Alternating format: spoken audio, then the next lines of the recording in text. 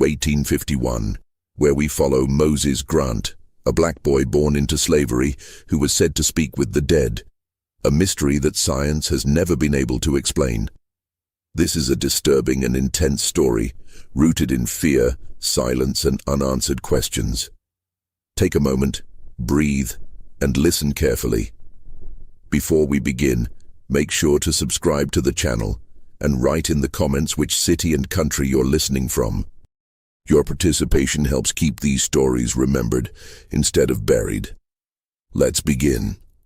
In the summer of 1851, in a remote corner of Edgefield County, South Carolina, something happened that would shake the foundations of an entire community. Something that doctors could not explain. Something that preachers refused to accept. Something that the wealthy plantation owners of the region tried desperately to bury, along with the bodies of those who had witnessed it. This is the story of Moses Grant, a boy who was born into chains, a boy who could hear voices that no one else could hear, a boy who became the most terrifying weapon the dead had ever found. And before this story ends, powerful men will fall. Secrets buried for decades will rise to the surface, and the screams of those who thought they had gotten away with murder will echo through the Carolina night. But we need to start at the beginning. We need to understand the world Moses Grant was born into. Because without understanding that world, you cannot understand why what happened next was so extraordinary. The year is 1851. The place is the Whitmore Plantation, about 12 miles outside of the town of Edgefield. This was cotton country, rich, dark soil that seemed to stretch forever under a brutal southern sun. The kind of land that made men wealthy beyond imagination. The kind of land that was soaked in blood. The Whitmore Plantation covered nearly 3,000 acres. It was owned by a man named Cornelius James Whitmore, the third generation of Whitmores to work this land. His grandfather had cleared the first trees in 1792. His father had expanded the operation, buying up neighboring farms during the economic panic of 1819. And Cornelius himself had turned the plantation into one of the most profitable operations in the entire Edgefield district. By 1851, Cornelius Whitmore owned 237 enslaved human beings. 237 men, women, and children who woke before dawn and worked until their bodies gave out. 237 people who had no legal rights, no protection, no hope of freedom. Among those 237 souls was a woman named Abigail Grant. Abigail was 28 years old in 1851. She had been born on this same plantation, just like her mother before her. She worked in the fields during planting and harvest season, and in the main house during the winter months. She was known among the other enslaved people as a quiet woman, a careful woman, a woman who kept her head down and her thoughts to herself. But Abigail Grant carried a secret that kept her awake most nights, a secret that made her hands tremble when the overseers came too close. A secret that she had protected for 11 years with every ounce of strength she possessed. Her son Moses was different. Moses Grant was born on the 14th of March, 1840. It was a difficult birth. Abigail labored for nearly 18 hours in the cramped cabin she shared with 4 other women. The plantation's doctor was not called. Enslaved women were expected to deliver their children with only the help of other enslaved women. Medical attention was reserved for complications that threatened to damage the master's property. When Moses finally came into the world, just before midnight, he did not cry. The midwife, an older woman named Cora, who had delivered more than 100 babies on this plantation, held the infant up and waited. Nothing. She turned him over, patted his back. Still nothing. Abigail, exhausted and terrified, reached for her child. And the moment her fingers touched his skin, Moses opened his eyes and looked directly at his mother. Not the unfocused gaze of a newborn. A clear, knowing look that made Cora take a step backward. He still did not cry. Cora would later tell the other women in the quarters that she had never seen anything like it. Most babies came into the world screaming. This one came into the world watching, like he was already looking at something the rest of them could not see. For the first 2 years of his life, Moses seemed like any other child born in the quarters. He learned to walk. He learned to speak a few words, passed on their horses. He cried when he was hungry and laughed when Abigail tickled his stomach. But when Moses turned 3, things began to change. It started small. Moses would sit in the corner of the cabin and carry on conversations with empty air. Abigail assumed he had an imaginary friend, the way some children do. She did not think much of it. Then one evening, Moses pointed to the fireplace and said a name. Clara. He said it clearly, like he was greeting someone who had just walked into the room. Abigail felt her blood turn to ice. Clara had been her mother's name. Clara Grant had died of fever 7 years before Moses was born. Abigail had never spoken that name to her son. She had never even mentioned that she had a mother. In the world of the plantation, you learned early not to talk about the people you had lost. There were too many. The grief would drown you. Abigail knelt in front of her son. She asked him who Clara was. Moses smiled and pointed again at the fireplace. He said that Clara was the nice lady who sang to him at night, the one who sat beside him while he slept. Abigail did not sleep that night, or the next. Over the following months, Moses continued to speak about Clara. He described her in detail. Tall, thin, a scar on her left hand from a burn she got when she was young. Abigail's mother had that exact scar. She had gotten it at age 12, when she accidentally touched a hot kettle in the main house kitchen. There was no way Moses could have known about that scar. No way at all. As Moses grew older, the incidents multiplied. He spoke about people who had died long before he was born. He described events he could not possibly have witnessed. One afternoon, when he was 5 years old, Moses told his mother that the old man who lived by the creek wanted to tell his daughter he was sorry. He was sorry for not fighting harder when they took her away. Abigail asked, "What old man?" Moses described him. Short, missing 2 fingers on his right hand, walked with a limp. Abigail recognized the description immediately. The man Moses was describing was Samuel Tucker. Samuel had been sold to a plantation in Mississippi 12 years earlier. He had died during the journey somewhere in Alabama. His daughter Ruth had been sold in the opposite direction to a family in Virginia. Samuel Tucker had died before Moses was born. There was no portrait of him, no written record, no way for a 5-year-old child to know what he looked like or what had happened to his family. Unless someone had told him. Unless Samuel Tucker himself had told him. Abigail made a decision that night. She sat Moses down and explained to him as carefully as she could that he must never speak about the people he saw. Never. Not to anyone. Not to the other children. Not to the women in the quarters. Not to anyone at all. Moses asked why. Abigail struggled to find the words. How do you explain to a child that the gift he has been given could get him killed? How do you tell him that the white people who owned them feared nothing more than what they could not understand? How do you make him see that a black child who claimed to speak with the dead would be beaten, tortured, possibly murdered, and certainly sold to the most brutal plantation his master could find? Abigail told Moses that some things were meant to be kept secret. She told him that the people he saw were his friends, but they had to stay his secret friends. She told him that if he ever spoke about them to anyone outside their cabin, something very bad would happen. Moses was a smart child. He understood that his mother was frightened, and he loved his mother more than anything in the world. So he promised to keep the secret. For 6 years, Moses kept that promise. He still saw the dead. They came to him almost every night. They whispered to him during the day while he worked in the fields. They gathered around him like moths around a flame. But Moses learned to control his reactions. He learned not to look directly at them when others were watching. He learned to answer their whispers in his mind instead of out loud. By the time Moses was 11 years old, he had become an expert at hiding. On the surface, he appeared to be a quiet, obedient child. The overseers barely noticed him. He did his work. He kept his head down. He was invisible.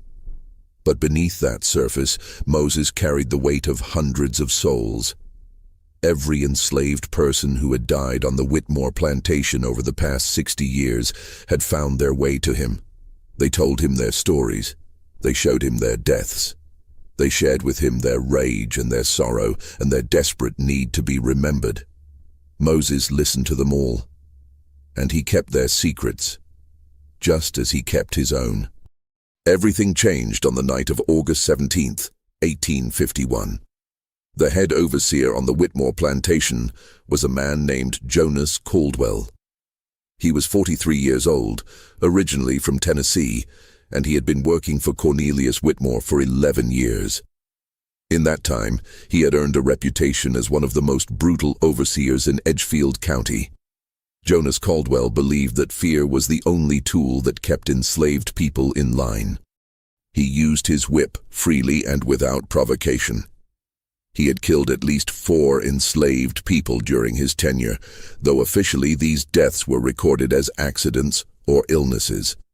He separated families for minor infractions. He withheld food as punishment.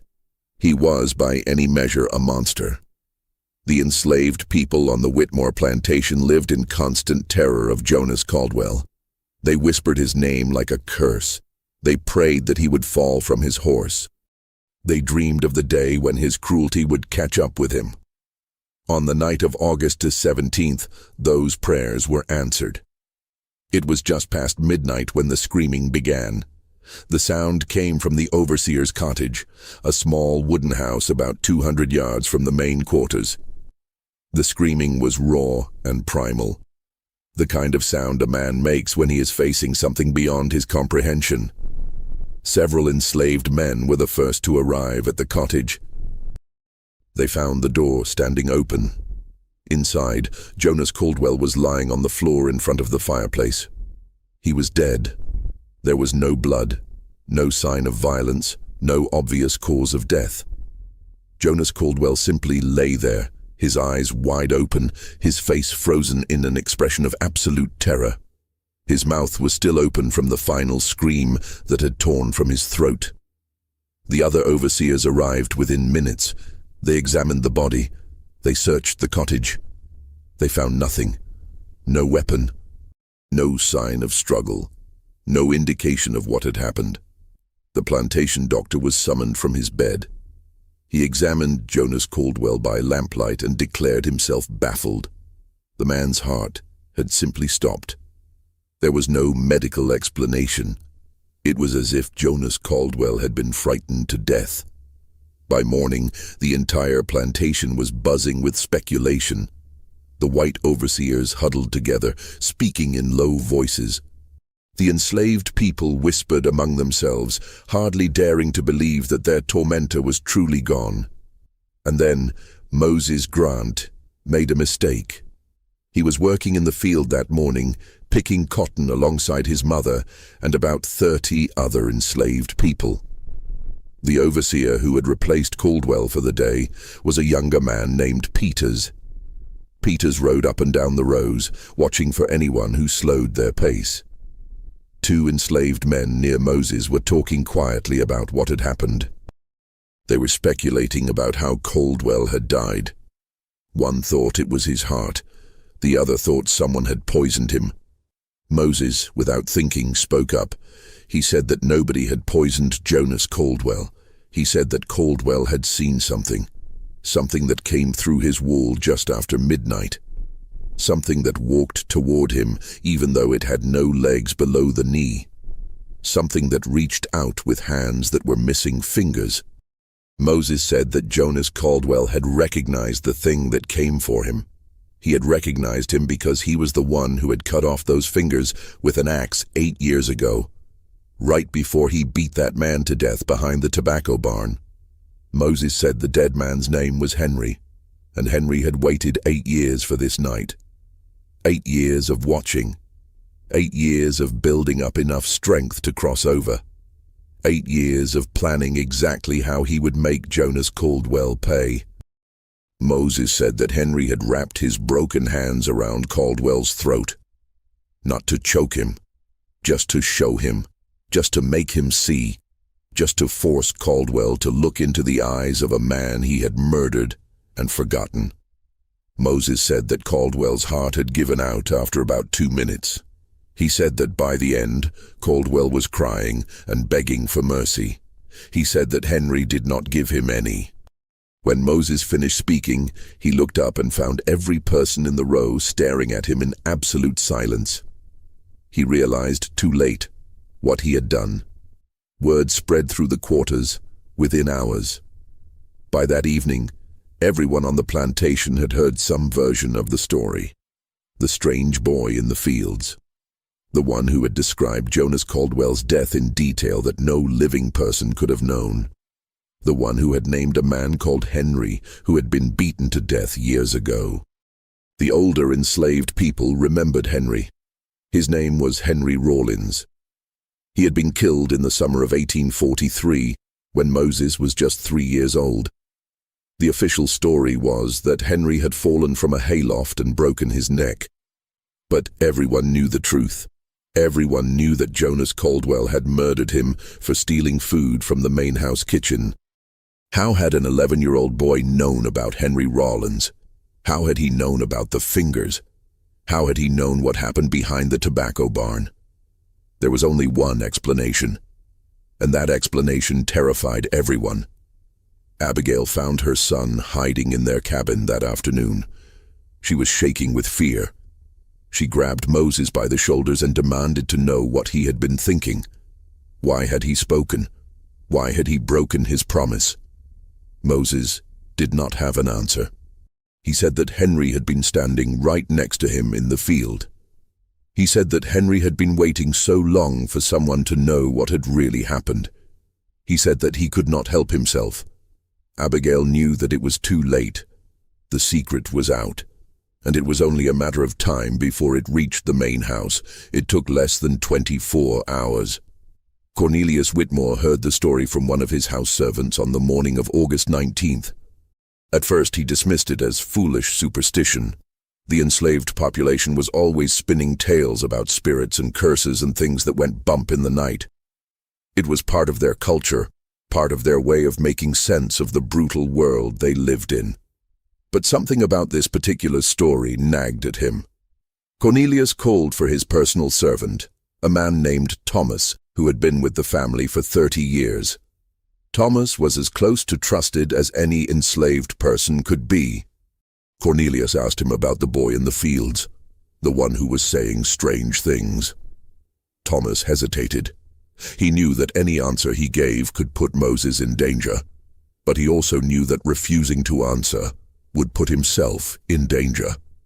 After a long pause, he told Cornelius what he had heard. Cornelius listened without interrupting. When Thomas finished, Cornelius sat in silence for several minutes. Then he made a decision that would change everything. He did not order Moses beaten. He did not order him sold. Instead, Cornelius Whitmore ordered Moses brought to the main house. Cornelius Whitmore was 57 years old in 1851. He had spent his entire life in the South Carolina cotton country. He had inherited his fortune, expanded it, and built one of the most successful plantation operations in the region. He was a practical man, a businessman. He did not believe in ghosts or spirits or any of the superstitious nonsense that the enslaved population whispered about. But Cornelius Whitmore did believe in money, and he had just realized that the boy named Moses might be worth more than all the cotton in his fields. The spiritualism movement had been sweeping through America for 3 years now. It had started in New York in 1848, when 2 young sisters named Kate and Margaret Fox claimed to communicate with spirits through a series of mysterious knocking sounds. The Fox sisters had become famous, They had toured the country, performing seances for paying audiences. They had spawned hundreds of imitators. By 1851, spiritualism had become big business. Wealthy families across the North and South were paying substantial sums to attend seances and contact their deceased loved ones. Mediums were in high demand. The ability to speak with the dead had become one of the most valuable talents a person could possess. And here, on Cornelius Whitmore's own plantation, was a boy who seemed to have that exact talent. A boy who was his property. Moses was brought to the main house on the afternoon of August 20th. He had never been inside the big house before. He had only seen it from a distance, a white columned mansion that seemed to belong to a different world than the cramped wooden cabins where he lived. 2 overseers escorted him through the back entrance, through a long hallway, and into a sitting room where Cornelius Whitmore waited. Moses had seen the master before, always from far away. Up close, Cornelius Whitmore was smaller than Moses had expected. He was a thin man with gray hair and cold blue eyes. He wore a black suit despite the August heat. He did not stand when Moses entered the room. For a long moment, Cornelius simply stared at the boy. Moses kept his eyes on the floor, the way he had been taught. Then Cornelius spoke. He asked Moses if the stories were true. Could he really speak with the dead? Moses did not answer immediately. He thought about his mother. He thought about the promise he had broken. He thought about all the years he had spent hiding his gift from the world. He looked up and met Cornelius Whitmore's eyes. Moses said, "Yes." Cornelius leaned forward. He asked Moses to prove it. Moses was silent for a moment. Then he began to speak. He said there was a woman standing behind the master's chair, an older woman with white hair and a blue dress. She was the master's mother. She had died in this very room, in that very chair, 11 winters ago. She wanted the master to know that she forgave him for not being there when she passed. She wanted him to know that she understood why he had stayed in Charleston that week. Business was business. She had always told him that. Cornelius Whitmore's face went pale. His mother had died in December of 1840. She had been sitting in that very chair when her heart gave out. And Cornelius had indeed been in Charleston on business. He had not made it home in time to say goodbye. It was one of his deepest regrets. There was no way the boy could have known any of that. The enslaved people were not told about family matters. They were not informed when white family members died, or where they died, or what the circumstances were. Moses continued. He said that there were others in the room too. Many others. The house was full of them. They had been here for a long time. Some of them had died in this house. Some had died on the land. They were all watching now. They were curious about what would happen next. Cornelius asked what would happen next. Moses said he did not know. That was up to the master. Cornelius Whitmore stood up from his chair. He walked to the window and looked out at his cotton fields, stretching to the horizon. He stood there for a long time, thinking. Then he turned back to Moses and told him exactly what would happen next. Moses would be moved out of the quarters. He would be given a room in the servants' wing of the main house. He would be fed better food. He would not work in the fields anymore. In exchange, Moses would do exactly what Cornelius told him to do. Moses asked what the master wanted him to do.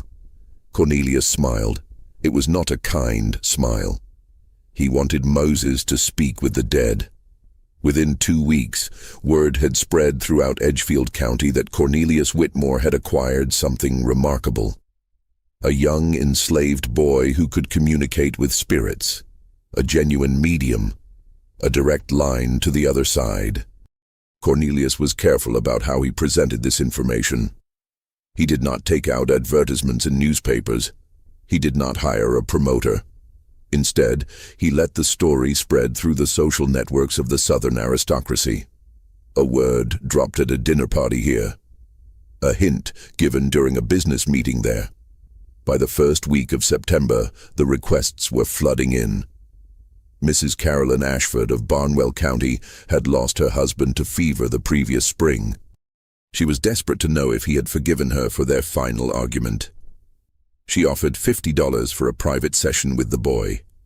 Judge Harrison Polk of Aiken County had a son who had died in a hunting accident 3 years earlier. He would pay $100 to speak with him one more time. The Patterson family of Augusta, Georgia, had lost their entire fortune in a bank collapse. Their patriarch had died before revealing where he had hidden his emergency funds. They would pay $500 for any information the boy could provide. Cornelius Whitmore accepted them all. The first official séance was held on September 15, 1851. The client was Mrs. Caroline Ashford. She arrived at the Whitmore plantation in a black carriage, dressed in mourning clothes, clutching a handkerchief in her trembling hands. Cornelius escorted her to a small parlor on the second floor of the main house. The room had been prepared according to Cornelius's specifications. Heavy curtains blocked out the afternoon sun. Candles provided the only illumination. A round table sat in the center of the room with 3 chairs arranged around it. Moses was already seated at the table when Mrs. Ashford entered. She paused when she saw him. Whatever she had been expecting, it was not this. Not a child, not a young black boy in plain clothes, looking at her with eyes that seemed far too old for his face. Mrs. Ashford took her seat across from Moses. Cornelius sat in the 3rd chair, ready to observe and intervene if necessary. What happened next would be talked about in Edgefield County for years. Moses closed his eyes. The candles flickered, though there was no breeze in the room. The temperature seemed to drop several degrees. When Moses opened his eyes again, Mrs. Ashford gasped. She would later tell friends that the boy's eyes had changed.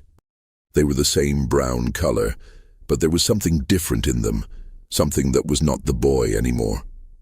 Moses spoke, but the voice that came from his mouth was not his own. It was deeper, rougher, the voice of a man who had spent years smoking cigars and drinking whiskey. The voice said Caroline's name. Mrs. Ashford began to cry. The voice said that there was nothing to forgive. The argument did not matter. It had never mattered. All that mattered was that they had loved each other for 23 years. All that mattered was that she had been by his side when he died. All that mattered was that she would see him again someday. The voice said that William was at peace. He wanted Caroline to be at peace too. Mrs. Ashford sobbed uncontrollably. She asked question after question. Where had William hidden the deed to the Charleston property? What should she do about their son's gambling debts? Did William know that she visited his grave every Sunday? The voice answered every question. It knew details that no stranger could have known.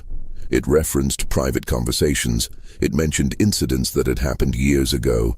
It spoke with the intimate knowledge of a husband addressing his wife. After about 30 minutes, Moses shuddered and slumped forward in his chair. When he looked up, his eyes were his own again. The voice was gone. Mrs. Ashford stared at him for a long moment. Then she stood, walked around the table, and knelt beside the boy's chair. She took his small hands in hers. She thanked him. She told him that he had given her the greatest gift she had ever received. She told him that she would never forget what he had done for her. Then she stood, composed herself, and walked downstairs to pay Cornelius Whitmore his $50. The séances continued through September and October. Word spread. More clients arrived. The prices went up. By the end of October, Cornelius was charging $200 per session, and he still had a waiting list that stretched into the following year. Moses performed these sessions 3 or 4 times a week. Each time, he closed his eyes and allowed the dead to speak through him. Each time, he channeled voices that knew things no living person could know. Each time, he left his wealthy white clients weeping with grief and gratitude. But something else was happening too. Something that Cornelius Whitmore did not notice because he was too busy counting his money. Moses was changing. Each time he opened himself to the spirits, he took a little bit of them into himself. Each time he channeled a voice from the other side, he absorbed some of their memories, their emotions, their unfinished business. And not all of the spirits who came to Moses were the loved ones of wealthy white clients. At night, after the seances were over and the clients had gone home, other spirits came to Moses in his small room in the servants' wing. These were not the spirits of plantation owners and merchants. These were the spirits of the enslaved, the forgotten, the murdered. They had been waiting decades for someone to hear them. And now, finally, they had found their voice. An old man named Solomon came to Moses almost every night. Solomon had been worked to death on this very plantation in 1819. He had collapsed in the cotton fields during harvest season, and the overseer had refused to let anyone stop working to help him. He had lain there in the dirt, dying slowly, while the people he loved were forced to step over his body and keep picking cotton. A young woman named Pearl appeared to Moses during thunderstorms. She had drowned herself in the creek behind the tobacco barn in 1836. She had been 16 years old. The master's son had attacked her, and she could not live with what had happened. She had walked into the water on a Sunday morning while everyone else was in the prayer meeting. A child named Benjamin sat at the foot of Moses's bed every night, watching him sleep. Benjamin had been sold away from his mother at age 4. He had died of fever on a plantation in Louisiana, alone and afraid, calling out for a mother he would never see again. There were dozens of them, hundreds of them, spirits stretching back 60 years, all the enslaved people who had lived and suffered and died on Whitmore land, all the souls that the white families had used and discarded and forgotten. They told Moses their stories. They showed him their deaths. They shared with him the injustices they had endured. And they asked him for something in return. They asked him for justice. Moses listened. He absorbed. He remembered. And slowly, in the deep quiet of his small room, he began to understand what he had to do. The dead had been patient. They had waited years, decades, generations for this moment. They had watched as their murderers grew old and prosperous. They had watched as their children and grandchildren were sold and scattered and forgotten. They had watched as the white families who had destroyed them built mansions and threw parties and pretended that everything was fine. Now, finally, they had found their instrument. Moses was going to give them their revenge. But first, he needed to wait. He needed to be patient, just as they had been patient. He needed to build trust with Cornelius Whitmore. He needed to meet more of the wealthy white families in the region. He needed to learn their secrets. He needed to understand exactly who had done what to whom. Because when the time came, Moses did not want to make any mistakes. When the time came, every guilty soul was going to pay. By November of 1851, Moses Grant had become the most talked-about phenomenon in the South Carolina Low Country. Stories about the boy who spoke to the dead had spread far beyond Edgefield County. Wealthy families from Georgia, North Carolina, and even Virginia were writing letters to Cornelius Whitmore, begging for appointments. Some offered extraordinary sums. One plantation owner from Savannah offered to trade 5 prime field hands for a single private session. Cornelius Whitmore had never been happier. In just 3 months, Moses had generated more income than an entire cotton harvest. And unlike cotton, Moses required no planting, no fertilizer, no army of workers to bring in the crop. All Cornelius had to do was schedule the appointments and collect the money. But Cornelius made a critical mistake. He saw Moses as a tool, a piece of property that happened to have a remarkable ability. He never stopped to consider that Moses might have his own plans. He never imagined that the quiet, obedient boy sitting across from wealthy white clients might be gathering information, storing it away, waiting. Cornelius Whitmore did not understand what he had brought into his house. The seances continued through November. Moses met with more than 40 clients during that month alone.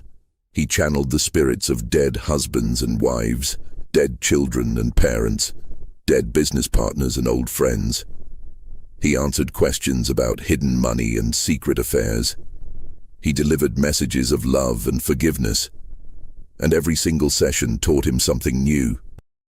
Moses learned that Judge Harrison Polk had beaten an enslaved man to death in 1844 for looking at his daughter. The judge had buried the body himself in the woods behind his property and never spoke of it again. Moses learned that the Patterson family of Augusta had made their original fortune by stealing land from a free black family in 1823. They had forged documents, bribed officials, and driven the family off their property at gunpoint. The patriarch had later sold 3 members of that same family into slavery in Mississippi. Moses learned that Mrs. Caroline Ashford's beloved husband, the one she missed so desperately, had fathered 7 children with enslaved women on his plantation. He had sold every single one of those children before they reached the age of 10. He had never told his wife. She had never asked. The dead told Moses everything. The spirits of the enslaved people who had witnessed these crimes came to him night after night, sharing their testimony. They had seen what the white families did behind closed doors. They had watched the murders and the rapes and the thefts. They had been powerless to stop any of it. They had died with these secrets locked inside them. Now, finally, they could speak. Moses kept it all inside. He filed away every piece of information, every name, every date, every location. He was building something. A record of crimes that stretched back decades. A catalogue of horrors that the wealthy white families of the region had committed and forgotten. He was building a weapon. December came, and with it, the social season. The plantation families held parties and balls and dinners. They visited each other's estates. They showed off their wealth and their status. And increasingly they talked about the remarkable boy at the Whitmore plantation. Cornelius basked in the attention. He had become famous by association. Other plantation owners treated him with new respect. They wanted to know his secret. They wanted to know how he had found such a valuable piece of property. Cornelius told them it was simply good fortune, divine providence. He had been blessed with a boy who could speak to the dead, and he was generous enough to share this blessing with his friends and neighbors. For a price, of course. The most significant event of the social season was the annual Christmas gathering at the Harrington plantation. The Harringtons were one of the oldest and wealthiest families in Edgefield County. They had been among the first English settlers in the region, arriving in 1732. Over the generations, they had accumulated more than 10,000 acres of prime farmland and nearly 500 enslaved people. The current patriarch was a man named Edmund Harrington. He was 63 years old, and he controlled more wealth than any other individual in the county. His word was law in Edgefield society. His approval could make a family's reputation. His disapproval could destroy it. Edmund Harrington had been skeptical of the stories about Moses Grant. He was a practical man, not given to superstition or religious enthusiasm. He had dismissed the spiritualism craze as northern foolishness, unsuitable for sensible southern gentlemen. But his wife, Margaretta, was a different story. Margaretta Harrington was 58 years old and deeply religious. She attended church every Sunday without fail. She read the Bible each morning before breakfast, and she had never recovered from the death of her sister Ruth, who had passed away 15 years earlier under mysterious circumstances.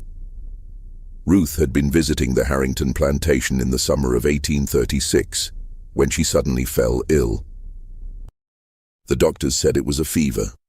She died within a week. Margaretta had been devastated. She and Ruth had been inseparable since childhood. Losing her was like losing a part of herself. For 15 years, Margaretta had prayed for some sign that Ruth was at peace, some indication that her sister was watching over her from heaven, some comfort in her grief. When she heard about the boy who could speak to the dead, Margareta knew she had to meet him. She begged her husband to invite the Whitmores to their Christmas gathering. She begged him to arrange a private session with the boy.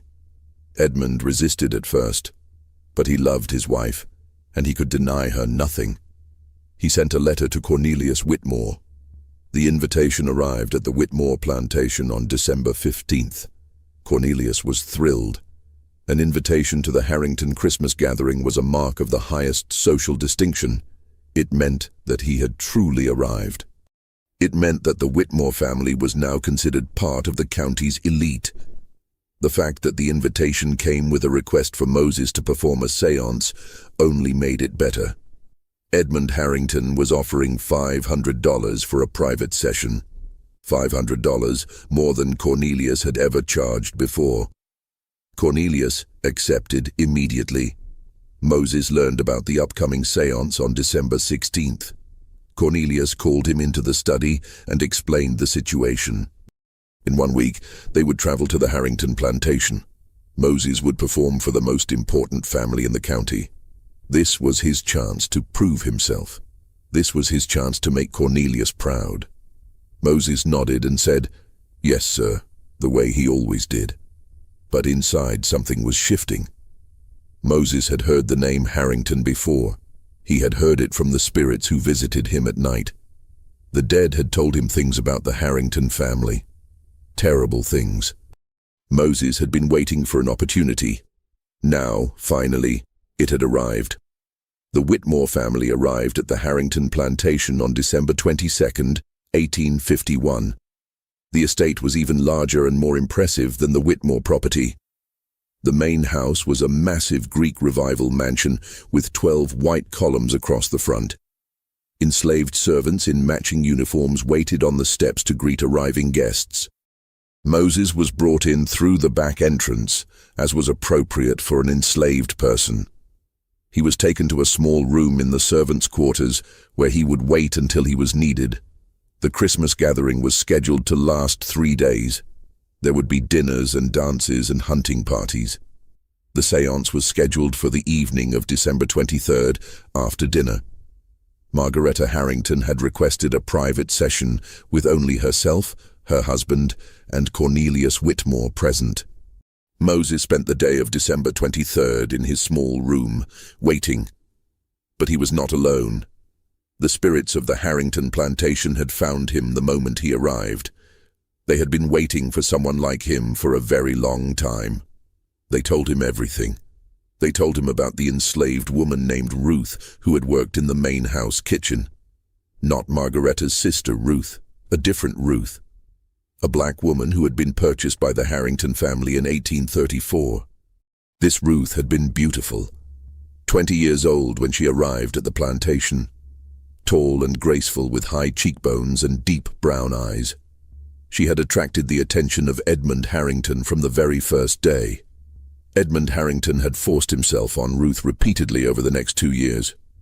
His wife, Margareta, knew nothing, or perhaps she chose to know nothing. Either way, Ruth suffered in silence, as enslaved women were expected to do. In the summer of 1836, Ruth discovered she was pregnant. She tried to hide it. She wore loose clothing. She worked harder than ever, hoping that no one would notice. But eventually her condition became obvious. Edmund Harrington was furious. A pregnant enslaved woman was a complication he did not need. If the child looked too much like him, questions would be asked. His reputation would be damaged. His marriage might be destroyed. He decided to solve the problem permanently. On a July night in 1836, Edmund Harrington went to Ruth's cabin. He told her to come with him. He led her to the creek behind the tobacco barn. And there, in the darkness, he held her head under water until she stopped struggling. He buried her body in a shallow grave nearby. He told the other enslaved people that Ruth had run away. He posted notices in the neighboring counties, offering a reward for her capture. He played the part of the aggrieved property owner. No one ever found Ruth. No one ever knew what had happened to her. Until now. The spirits told Moses one more thing, something that made his blood run cold. Margaretta Harrington's sister, the white woman named Ruth, had arrived at the plantation just 3 days after the enslaved Ruth disappeared. She had been suspicious. She had asked questions. She had found the fresh grave by the creek. She had confronted her brother-in-law. 3 days later, the white Ruth was dead. The doctors called it a fever, but the spirits knew better. They had watched Edmund Harrington slip something into her evening tea. They had watched her convulse and vomit and die over the course of 7 agonizing days. Edmund Harrington had killed 2 women named Ruth, one black, one white, both murdered to protect his secrets, both buried and forgotten. Moses sat in his small room and absorbed this information. He felt the weight of it settle into his bones. 2 innocent women, murdered by the same man, and that man was sitting in the main house right now, laughing and drinking wine and celebrating Christmas with his wealthy friends. Moses made a decision. Tonight, during the séance, Edmund Harrington was going to pay for what he had done. The séance began at 9 o'clock in the evening. Moses was brought to a private parlor on the 2nd floor of the main house. The room had been prepared according to Cornelius's usual specifications: heavy curtains, dim candlelight, a round table with chairs. Margaretta Harrington was already seated when Moses entered. Her face was pale with anticipation. Her hands trembled slightly. She had been waiting 15 years for this moment. Edmund Harrington sat beside his wife. His expression was skeptical, almost amused. He clearly did not believe any of this was real. He was humoring his wife, nothing more. Cornelius Whitmore took the 3rd chair. He nodded at Moses to begin. Moses sat down across from the Harringtons. He looked at Margaretta's hopeful face. He looked at Edmund's smug expression. He thought about the 2 women buried in shallow graves. He thought about the baby who had never been born.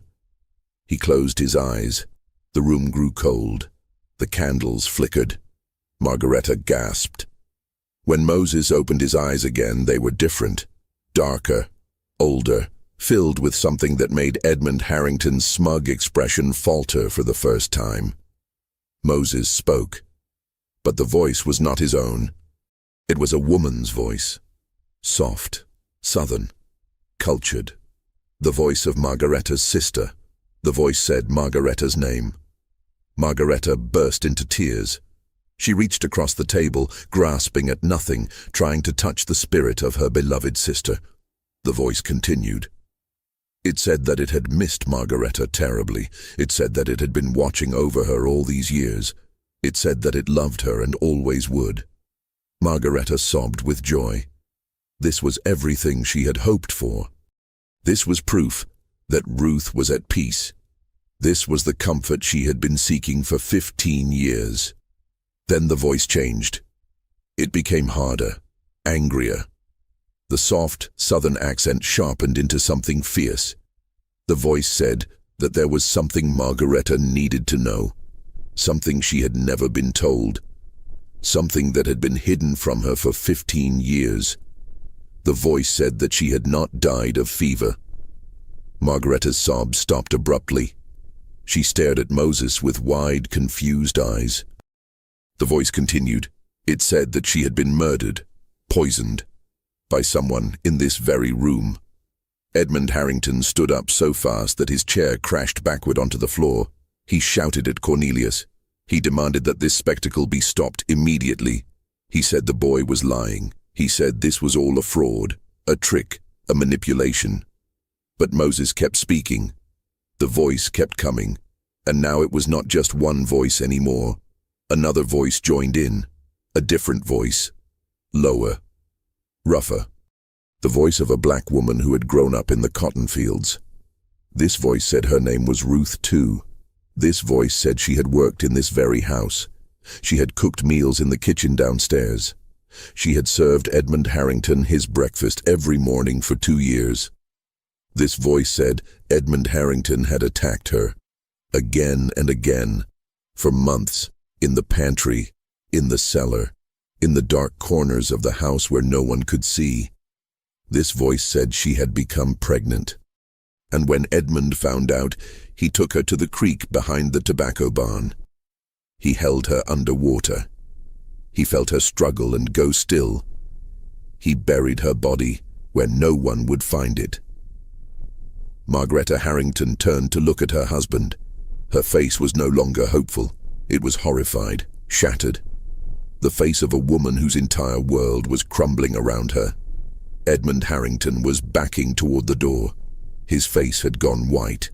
Sweat poured down his forehead. His hands were shaking uncontrollably. He shouted that the boy was lying.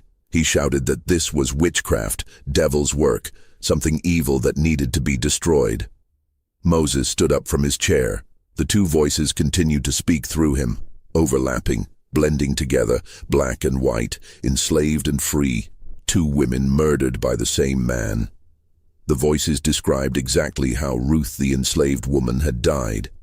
They described the feeling of hands pushing her head underwater.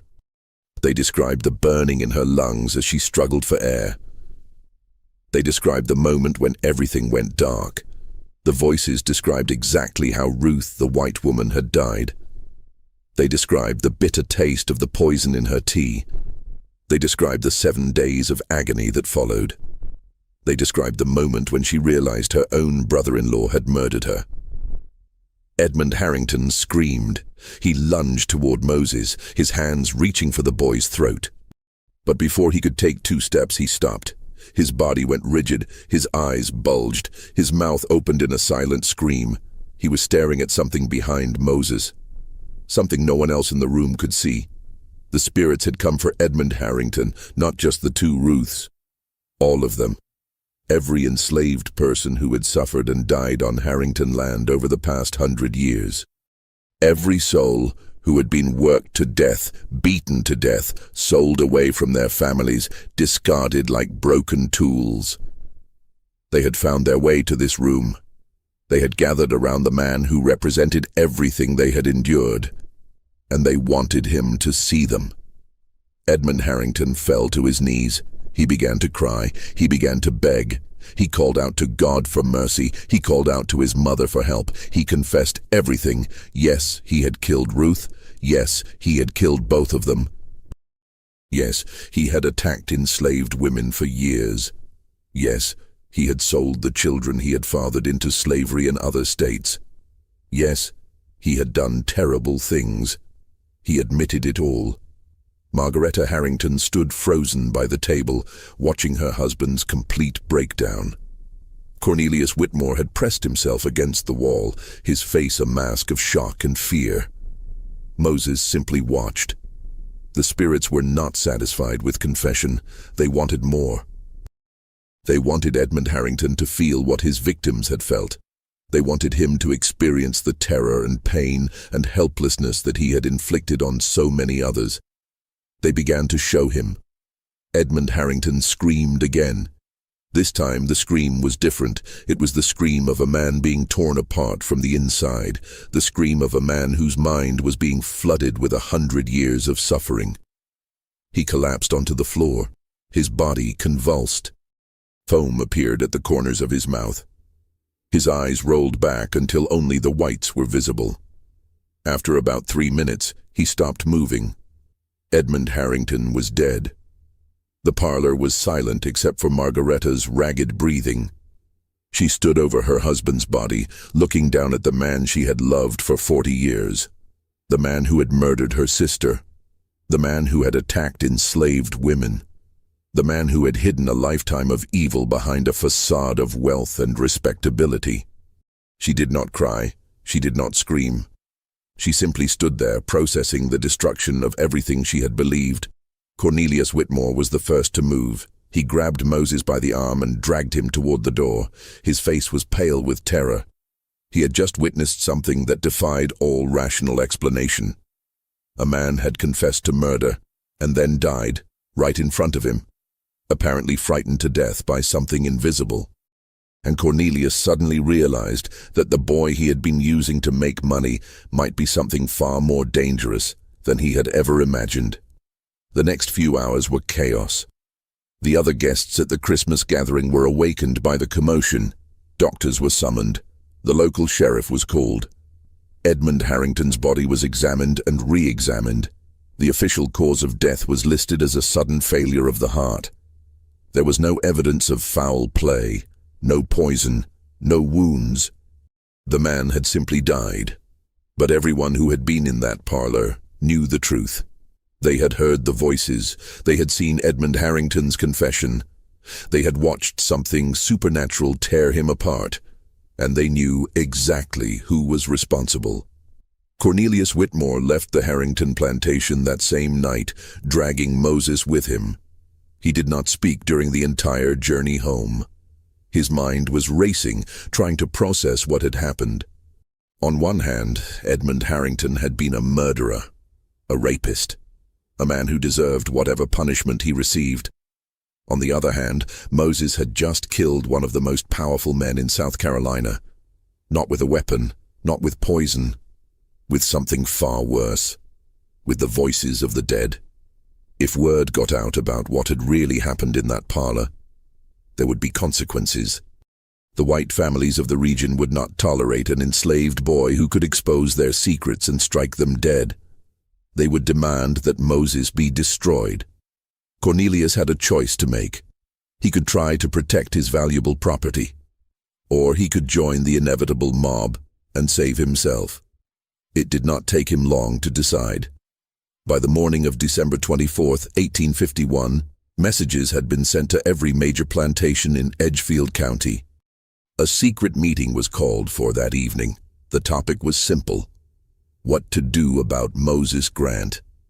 The meeting took place at the home of Judge Harrison Polk, the same judge who had beaten an enslaved man to death years earlier. More than 20 of the wealthiest men in the county attended. They sat in the judge's parlor, drinking brandy and discussing the threat that had appeared in their midst.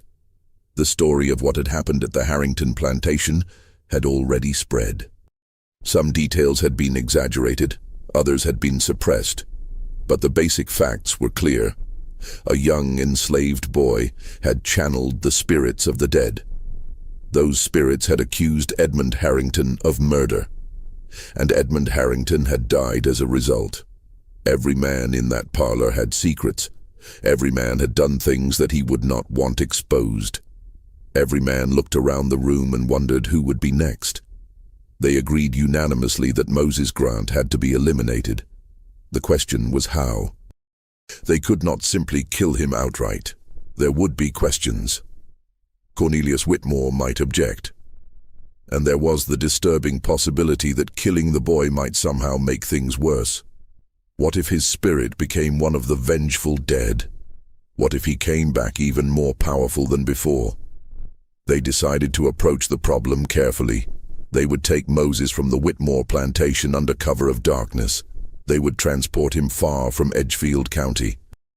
They would sell him to a brutal plantation in the Deep South, somewhere he would be worked to death within a few years. And if that did not work, if the boy proved difficult to transport or tried to use his powers to resist, they would burn him alive. Fire, they reasoned, would destroy whatever dark magic the boy possessed. The raid was scheduled for midnight on December 25th, Christmas night. Moses knew they were coming. The spirits had told him. They had been watching the meeting at Judge Polk's house. They had heard every word. They had carried the information back to Moses as he sat in his small room at the Whitmore plantation. For the first time since he had discovered his gift, Moses felt something like fear. Not for himself. He had made peace with the idea of death long ago. Every enslaved person learned to make peace with death. It was the only freedom they could count on. No, Moses was afraid that he would fail. He was afraid that the spirits would lose their voice just when they needed it most. He was afraid that the wealthy white men would win again, as they always did, and that all the secrets he had gathered would be buried with him. He sat in the darkness of his room and waited. The spirits gathered around him, more of them than he had ever seen before. They filled the room. They spilled out into the hallway. They covered the grounds of the plantation like a silent army. They had been waiting for this moment for generations. They would not let it pass. Christmas Day dawned cold and gray. A light frost covered the cotton fields. The enslaved people were given the day off, as was traditional. They gathered in the quarters, cooking special meals and singing songs and trying to forget, for one day, the brutal reality of their lives. Moses did not join them. He stayed in his room, preparing. He thought about his mother. Abigail had been sent to work on a distant section of the plantation weeks ago, supposedly to help with the winter tasks. But Moses knew the real reason. Cornelius had wanted to separate them. He had wanted to make sure that Abigail could not interfere with Moses's performances. Moses had not seen his mother in almost a month. He wondered if he would ever see her again. He thought about the years he had spent hiding his gift. All the voices he had kept silent. All the stories he had held inside. He had been so careful, so obedient, so afraid. He was not afraid anymore. As darkness fell on Christmas night, Moses walked out of his room and into the cold December air. He walked across the grounds of the main house. He walked past the outbuildings and the storage sheds. He walked toward the quarters where the enslaved people lived. The spirits walked with him. By the time Moses reached the quarters, word had spread that something was happening. The enslaved people emerged from their cabins, watching as the strange boy walked among them. They saw something in his face that they had never seen before. A calm certainty. A power that could not be denied. Moses stopped in the center of the quarters. He turned in a slow circle, looking at the faces around him. These were his people, his family. They had suffered alongside him. They had survived alongside him. They deserved to know the truth. He began to speak. He told them about the spirits. He told them about the voices he had heard since childhood. He told them about the dead who had come to him night after night, sharing their stories, begging to be remembered. He told them about Jonas Caldwell and what had really happened the night he died. He told them about Edmund Harrington and the two women named Ruth. He told them about the secrets he had learned during the seances, the murders and rapes and thefts that the wealthy white families had committed. He told them that the white men were coming tonight. He told them that they planned to take him away and kill him. And he told them that he was not going to run. The enslaved people listened in shocked silence. Some of them wept. Some of them shook their heads in disbelief. Some of them looked around nervously, afraid that the overseers might be listening. But none of them left. None of them walked away.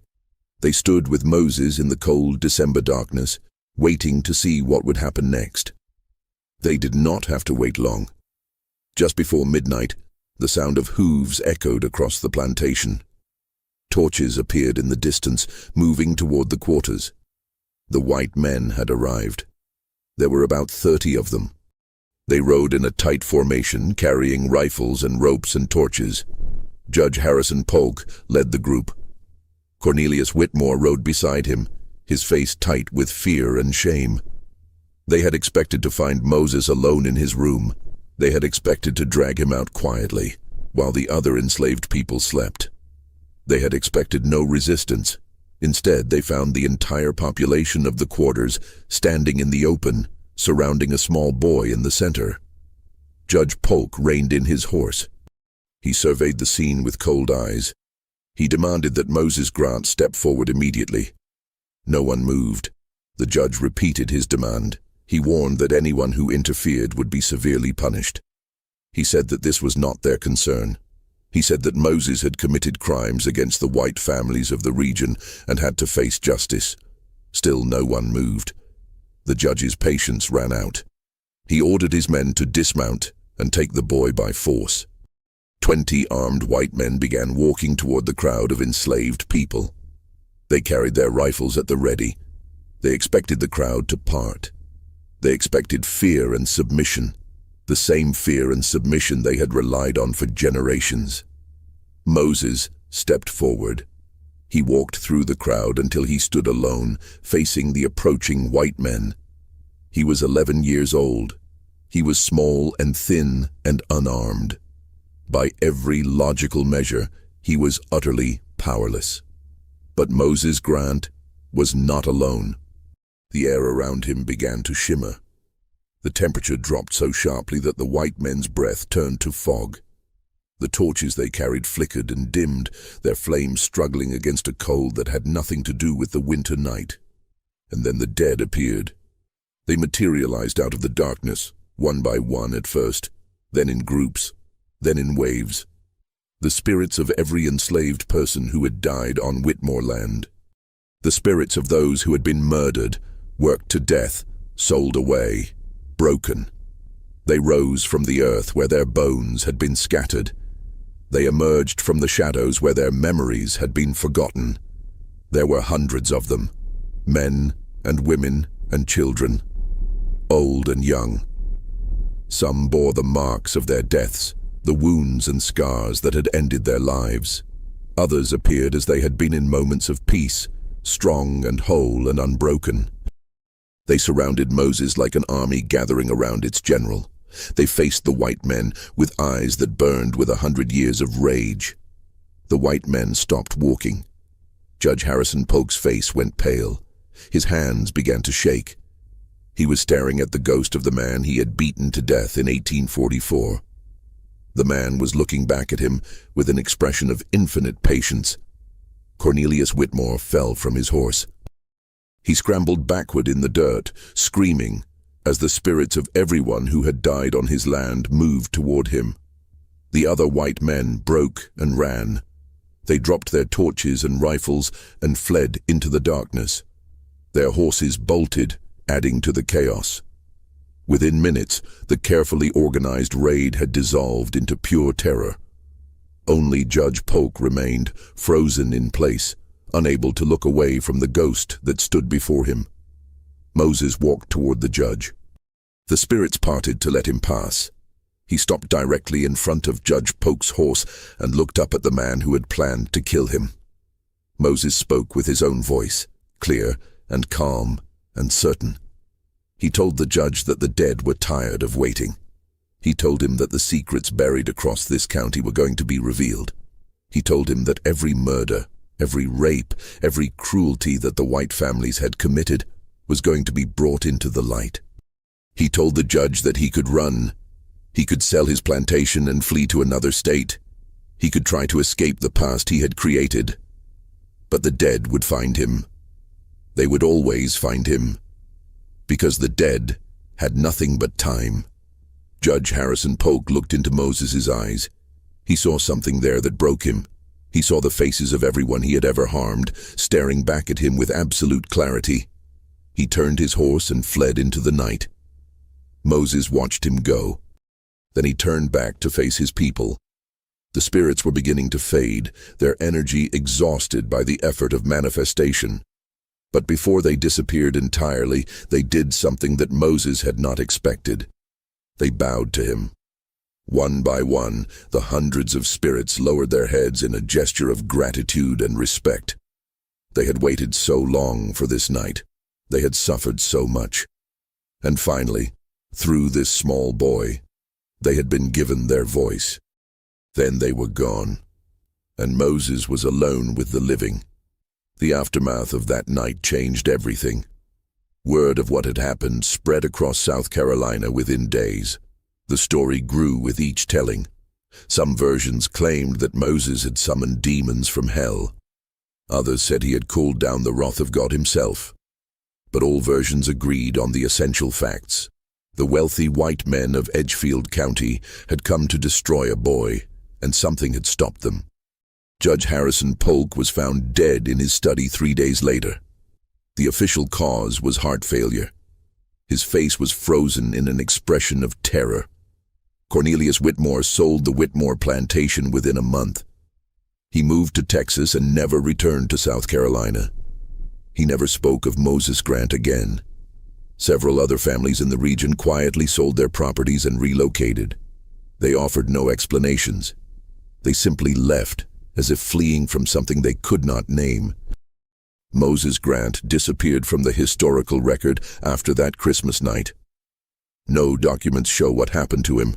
No plantation ledgers list his name. He simply vanished, as so many enslaved people vanished in that era. But the oral histories tell a different story. According to the accounts passed down through generations of black families in the South Carolina Low Country, Moses Grant did not vanish. He escaped. He made his way north on the Underground Railroad, guided by the spirits of those who had traveled the route before him. Some versions say he settled in Philadelphia, where he lived as a free man until the Civil War.